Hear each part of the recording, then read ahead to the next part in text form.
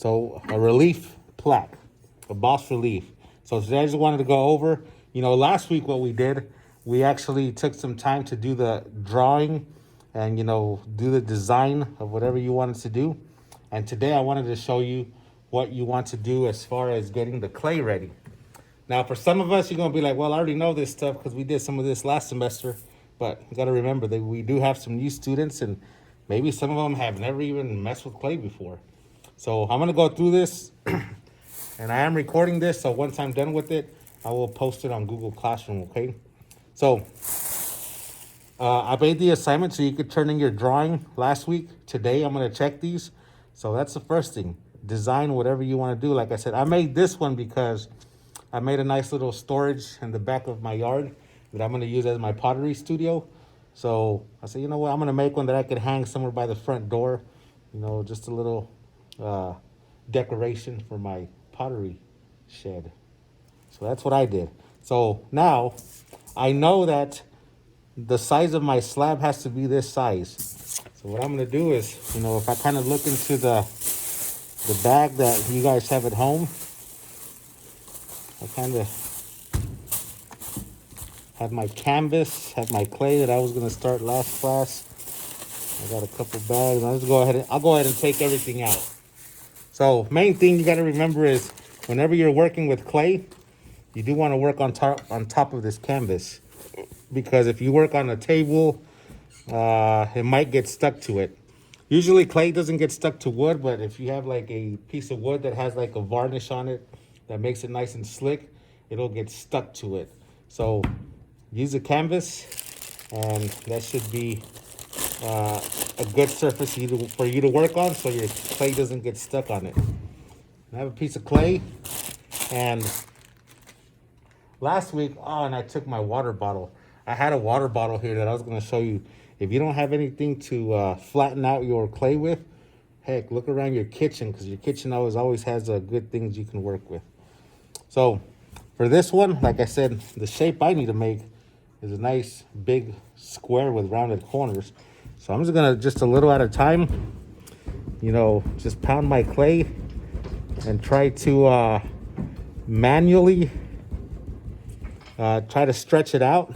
The other thing I can do is, a lot of people always like to take their clay and then like slam it onto their canvas, just straight down. Well, that really doesn't do much, bless you, because it kind of just like makes the edges like spread out. But if you were to throw it like away from you, so like if you hold this canvas here on the edge and you're kind of like palming this clay and you throw it away from you, then it's actually gonna stretch that way.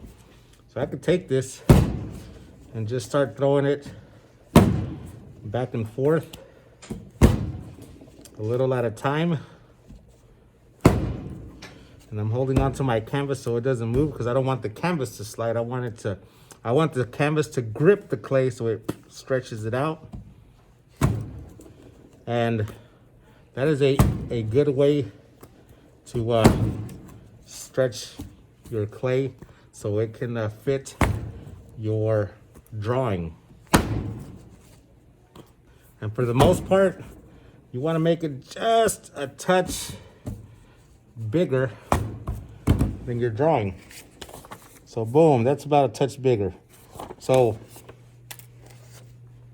once you get to this point, the next thing you want to do is you want to take, from the little tool bag I gave you, there was some gift cards in there. I'm actually going to take one of those gift cards, and what you want to do is you want to compress this clay just by using the edge of the card, running it back and forth. And one of the things compression is good for, it lets you see if there's any imperfections in the clay, especially air bubbles. So if you were to take this and compress it, and as you're going along, you see like a little bubble, that means a little bump, that means there's an air bubble under there. And I wish I could show you another piece, but if you do have an air bubble, all you want to do is maybe take this paper clip and like rip it open so the air can get out of there, and then you can close it back up with your gift card by compressing it again.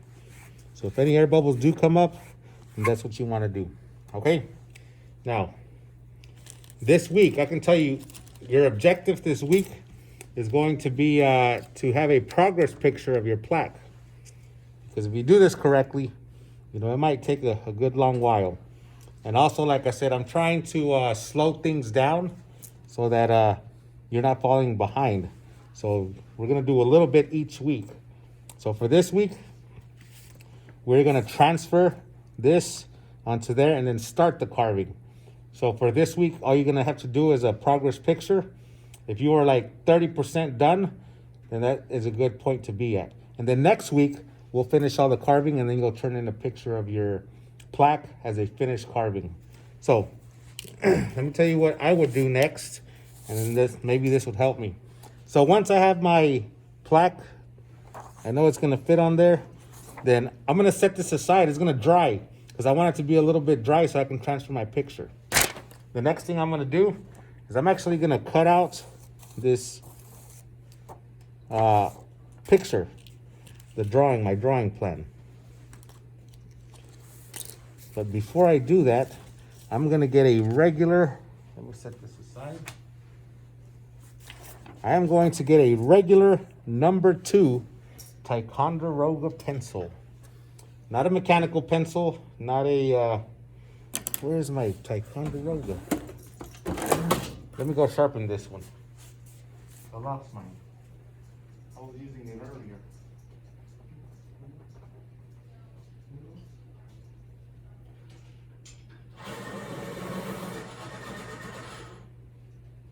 Okay. I might need another one too because I'm going to use a lot of lead. I'm going to use a lot of lead because what I'm going to do is, since this is how I want my plaque to look, I want to transfer this image to my clay in a little bit. So I'm going to add some really dark graphite to the whole backside of my drawing. So what's that going to do? That's going to make it to where once my clay is a little bit more firm, then I'm going to be able to lay this on top of my clay and trace over my letters and put that graphite on my clay to transfer the image. So I'm doing this. So this is the next step.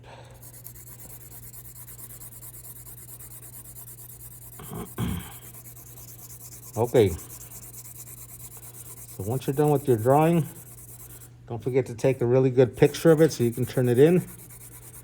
And then you can start doing this. Adding graphite to the entire backside.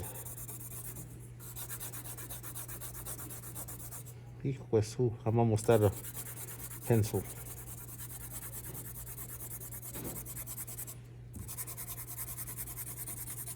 Bang. So there, I got graphite on the back of my drawing. All right. Next thing I'm going to want to do is I'm actually going to cut out the shape because I don't need any of this stuff, so I can lay it and use it as a template on my clay. So if I cut this out, I'll be able to use it kind of like a stencil and just be able to transfer the outside shape. All right.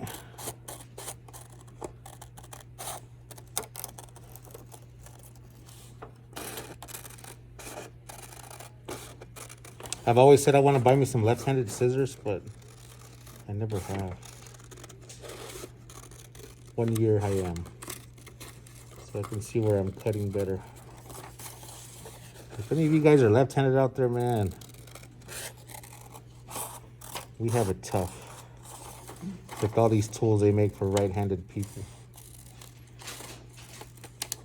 Right? I mean, they don't think about us. I mean, right-handed are the majority. Well, they are the majority. Yeah, it's just medical produces the majority of stuff I know. That make us, like, adjust to you guys, right? Pretty much. Well, I mean, we have to. Bang! Yeah. Otherwise, we can't use it. All right. Boom. So, the next step would be just to take your clay plaque, you would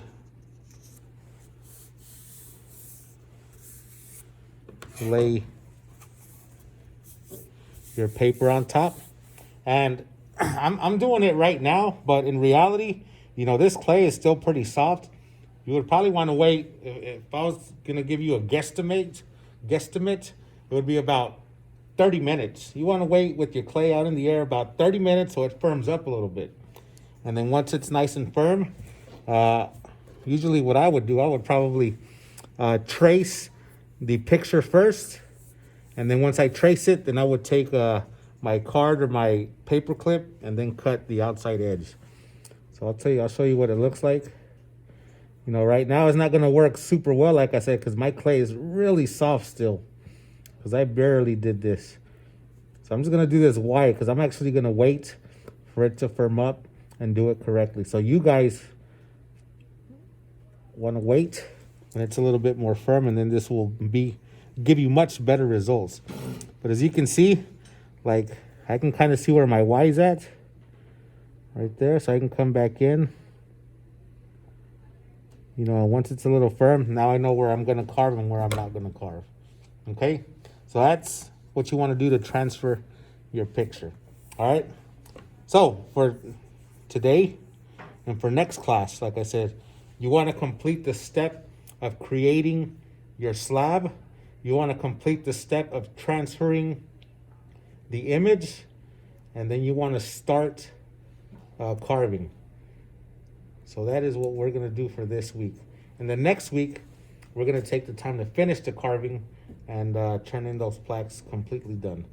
But for this stage, you know, once you are ready to transfer, I would highly recommend to wait till it's like in the leather hard stage, which about 30 minutes, 40 minutes, and just sitting out with the air hitting it for your clay to dry up. It needs to be way more firm than what I have it right here, okay? But pretty much those are the steps, and I'll go ahead and put this video on Google Classroom. Just a reminder that today I am gonna grade the drawing of your plan. So if you have not turned that in, finish that up, take a picture and submit it, and that way you don't fall too far behind, okay?